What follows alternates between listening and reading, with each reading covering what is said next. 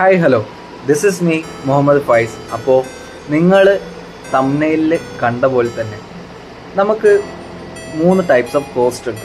And of course we are studying in theory and അതിൻ്റെ impact എന്തായിരിക്കും നമ്മുടെ ബിസിനസ്സിൽ അതെന്ന് പറഞ്ഞാൽ നമ്മുടെ റിയൽ വേൾഡിൽ ആ ഇമ്പാക്റ്റ് എന്തായിരിക്കും എന്നുള്ളൊരു ചെറിയ സ്റ്റോറി ആയിട്ട് ഞാൻ നിങ്ങൾക്ക് പറഞ്ഞു തരാം. ഓഫ് കോഴ്സ് നിങ്ങൾ കേട്ടിട്ടുണ്ടാവും, ചില ബിസിനസ്സുകൾ നല്ല രീതിക്ക് പെട്ടെന്ന് ഗ്രോ ആവുന്നു, ബട്ട് മറ്റ് ചിലർ എവിടെയാണോ നിൽക്കുന്നത് അവിടെ തന്നെ സ്റ്റക്കായി പോകുന്നു. എന്തുകൊണ്ടായിരിക്കും അങ്ങനെ? നിങ്ങൾ ശ്രദ്ധിച്ചിട്ടുണ്ടോ? ചില ബിസിനസ്സുകാരികളിലെ അവർ 2 പേരും ചെയ്യുന്ന സെയിൽസ് ലെവൽ എന്ന് പറയുന്നത് സെയിം ആയിരിക്കും, ഒരു വ്യത്യാസം ഉണ്ടാവില്ല. ബട്ട് സ്റ്റിൽ അതിലൊരാൾ നല്ല രീതിക്ക് പ്രോഫിറ്റ് ഏൺ ചെയ്യുന്നുണ്ടാവും. അത് it's not just about the revenue which they are generating, it's all about how they understand the cost. ആ കോസ്റ്റ് അവർ എത്രത്തോളം എങ്ങനെ മനസ്സിലാക്കുന്നുണ്ട് എന്നതിലാണ് കാര്യം. ഓഫ് കോഴ്സ് നമ്മൾ തിയറിറ്റിക്കലി നമ്മുടെ ബുക്കിലും കാര്യങ്ങളിലൊക്കെ പഠിക്കുന്നുണ്ട്. We have 3 types of cost. അതിലൊന്ന് ഏതാണ്?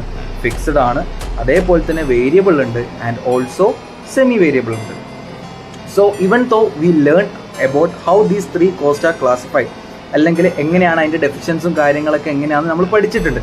ബട്ട് സ്റ്റിൽ ഞാൻ ഒന്നും കൂടെ ഒരു ചെറിയ കുട്ടി സ്റ്റോറി ആയിട്ട് നല്ല രീതിക്ക് നിങ്ങൾക്കൊന്ന് പറഞ്ഞുതരാം. ഓക്കെ അല്ലേ? സോ ഫസ്റ്റ് ഓഫ് ഓൾ നമുക്ക് എന്താ പറയുക, ഞാനൊരു കഫേ തുടങ്ങാൻ പ്ലാൻ ചെയ്തു. ഓക്കെ, കഫേ 24 എന്നും പറഞ്ഞിട്ട് 24 അഫ്കോഴ്സ് 24 hours പ്ലാൻ ഉണ്ട് ഭാവിയിൽ. ബട്ട് എനിവേ, ഇപ്പോൾ നമ്മുടെ സ്റ്റോറിയിൽ ഒരു കഫേ 24 എന്ന് പറയുന്ന ഒരു ചെറിയ കുഞ്ഞി ഒരു കഫേ സ്റ്റാർട്ട് ചെയ്തു. സോ ഈ കഫേ സ്റ്റാർട്ട് ചെയ്തപ്പോൾ അഫ്കോഴ്സ് എനിക്ക് എല്ലാ മാസവും റെൻ്റ് അടക്കാനുണ്ട്. സപ്പോസ് എനിക്ക് റെൻ്റായിട്ട് വരുന്നത് 50,000 ആണ് per month. So even though ഞാൻ ഒരു ചായ വിറ്റാലും, ഞാൻ 1000 ചായ വിറ്റാലും, ഞാൻ പെർ മന്ത് എത്ര കൊടുത്തിരിക്കണം? 50,000 rupees കൊടുത്തിരിക്കണം. So irrespective of the sales ആണ് അല്ലേ? ഞാൻ എത്ര സെയിൽ ചെയ്യുന്നു എന്നതിൽ ആർക്ക് കാര്യമില്ല, ആ ഷോപ്പിൻ്റെ ഓണറിനോ അല്ലെങ്കിൽ ആ സ്പേസിൻ്റെ ഓണറിനോ കാര്യമില്ല. നമ്മൾ എന്തായാലും കച്ചവടം നടത്തിയോ ഇല്ലയോ, we still have to pay that 50,000 rupees. Okay അല്ലേ? സോ ഈ 50,000 rupeesനെ നമ്മൾ എവിടെ കൊണ്ട് അലോക്കേറ്റ് ചെയ്യും? നമ്മൾ ഫിക്സ്ഡ് കോസ്റ്റ് ആയിട്ട് അലോക്കേറ്റ് ചെയ്യാൻ പറ്റും. ഓക്കെ അല്ലേ?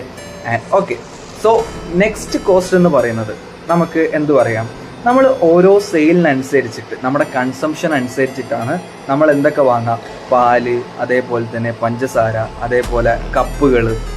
സോ ഓരോ നമ്മുടെ കൺസംഷൻ, നമ്മുടെ ഓരോ പെർ യൂണിറ്റ് കൂടുന്നതിനനുസരിച്ച് നമുക്ക് ഓരോ പെർ യൂണിറ്റ് എന്തായിട്ട് വരാണ്, നമുക്ക് കോസ്റ്റും കൂടെ ഇൻക്രീസ് ആവാണ്. സോ പെർ യൂണിറ്റ് കൂടുന്നതിനനുസരിച്ച് നമ്മുടെ കോസ്റ്റും കൂടുമ്പോൾ അതിനെ നമുക്ക് എന്തായിട്ട് വിളിക്കാം? വേരിയബിൾ കോസ്റ്റ് ആയിട്ടും വിളിക്കാം. ഓക്കെ, ആൻഡ് അതേപോലെ തന്നെ we also have one more cost, that is semi variable cost. ഈ സെമി വേരിയബിൾ കോസ്റ്റ് എന്താ?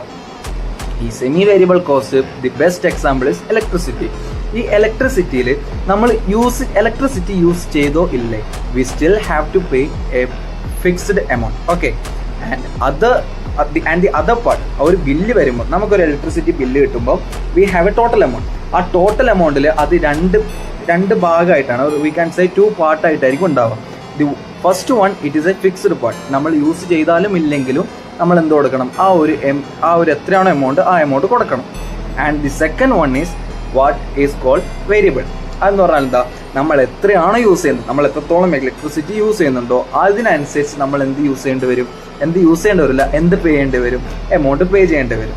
സോ ഈ ഒരു ടൈപ്പ് ഓഫ് കോസ്റ്റ്, ഫിക്സ്ഡും വേരിയബിളും ഒരുമിച്ച് വരുന്ന ഒരു ടൈപ്പ് ഓഫ് കോസ്റ്റിനെയാണ് നമ്മൾ എന്ത് പറയുന്നത്? സെമി വേരിയബിൾ കോസ്റ്റ് എന്ന് പറയുന്നത്.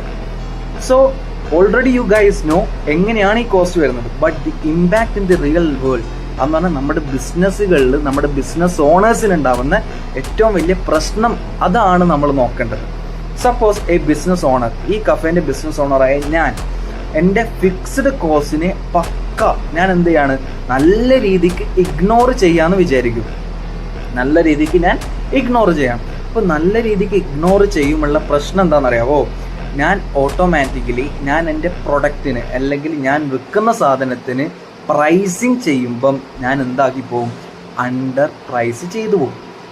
ഓവർ പ്രൈസ്ഡും അല്ല, കറക്റ്റ് പ്രൈസിങ്ങും അല്ല, ഞാൻ നല്ല രീതിക്ക് അണ്ടർ പ്രൈസ്ഡ് ചെയ്യും.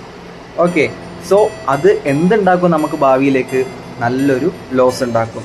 സപ്പോസ് അതേ സ്ഥലത്ത് ഞാൻ വേരിയബിൾ കോസ്റ്റാണ് ഇഗ്നോർ ചെയ്യുന്നതെങ്കിലോ, സപ്പോസ് ഞാൻ വേരിയബിൾ കോസ്റ്റാണ് ഇഗ്നോർ ചെയ്യുന്നതെങ്കിൽ ഒന്ന് ആലോചിച്ച് നോക്ക്.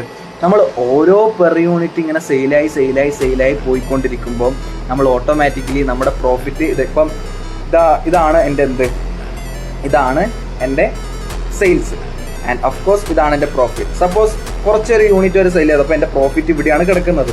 ആൻഡ് നെക്സ്റ്റ് യൂണിറ്റ് സെല് ചെയ്യുമ്പം എൻ്റെ പ്രോഫിറ്റ് കുറയും, പിന്നെയും സെല് ചെയ്യുമ്പം കുറയും. കാരണം ഓരോ കൺസംപ്ഷൻ അനുസരിച്ച് നമ്മൾ എന്ത് ചെയ്യുന്നുണ്ട്, കൺസംഷനായിട്ട് പർച്ചേസ് ചെയ്യുന്നുണ്ട്. സോ നമ്മുടെ പ്രോഫിറ്റ് എന്ത് ചെയ്യും, കുറഞ്ഞു പോകും.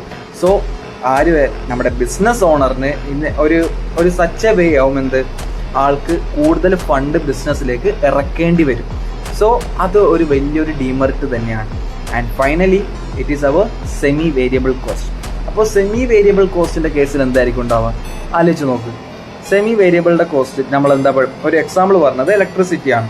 സോ സെമി വേരിയബിൾ കോസ്റ്റ് നമ്മൾ പക്ക നല്ല രീതിക്ക് ട്രാക്ക് ചെയ്തില്ല എന്നാണെങ്കിൽ സഡൻ ബില്ലുകൾ എന്ന് പറയുമ്പോൾ ഒരു വലിയ തുകയുള്ള ബില്ലുകൾ വരുമ്പം നമ്മുടെ ബിസിനസ് പെട്ടെന്ന് ഒന്ന് സ്റ്റക്കായി പോകും. ആ ഒരു ഫണ്ട് നമുക്ക് കണ്ടെത്താൻ പറ്റൂല. ഓക്കെ, സോ ഈ 3 കോസ്റ്റുകൾ തന്നെ, നമ്മുടെ ബേസിക് ആയിട്ടുള്ള ഈ 3 കോസ്റ്റുകൾ തന്നെ നല്ല രീതിക്ക് ബിസിനസ് ഓണറുകൾ നല്ല രീതിക്ക് മനസ്സിലാക്കി അതിനെ കറക്റ്റായിട്ട് അപ്രോച്ച് ചെയ്യുകയാണെങ്കിൽ of course I am sure that in a such a way അവർക്കൊരു നല്ലൊരു സ്ഥലത്തേക്ക് അല്ലെങ്കിൽ നല്ലൊരു പൊസിഷനിലേക്ക് ആ ബിസിനസ് കൊണ്ടെത്തിക്കാൻ പറ്റും. സോ നിങ്ങൾ ഇത് കണ്ടിട്ടുണ്ട്. സോ നിങ്ങളുടെ കൂട്ടത്തിലോ നിങ്ങളുടെ ഫ്രണ്ട്സോ അല്ലെങ്കിൽ ആരെങ്കിലും നിങ്ങളുടെ അറിവിൽ ഇങ്ങനൊരു ബിസിനസ് അങ്ങനത്തെ ഒരു പൊസിഷനിലാണ് ഉള്ളതെന്നുണ്ടെങ്കിൽ അവർക്ക് സജസ്റ്റ് ചെയ്ത് കൊടുക്കുക. ലൈക്ക് ഇങ്ങനെയൊക്കെയാണ് ഉണ്ടാവുക. സോ നിങ്ങൾ കറക്റ്റായിട്ട് പ്രൈസിങ് ചെയ്തിട്ടുണ്ടോ നോക്ക്, നിങ്ങൾ കറക്റ്റായിട്ടാണോ വേരിയബിൾ കോസ്റ്റ് നോക്കുന്നത് നോക്ക്.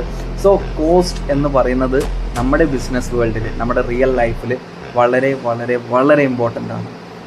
ഓക്കെ, നമ്മൾ വീണ്ടും ക്യാപിറ്റൽ ഇറക്കിക്കൊണ്ടിരിക്കുക എന്ന് പറയുന്നത് ഒരിക്കലും നല്ലൊരു ഇൻഡിക്കേഷൻ അല്ല.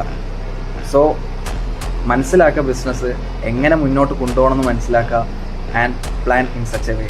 സോ കോസ്റ്റ് എന്ന് പറയുന്നത് വളരെ വളരെ ഇമ്പോർട്ടൻ്റ് ആണ്. Hope you guys really understand എന്താണ് ആ കോസ്റ്റ് നിങ്ങളുടെ ബിസിനസ്സിൽ ഉണ്ടാക്കുന്ന ഇമ്പാക്റ്റ് എന്നുള്ളത്. Okay, so love you guys, bye thank U.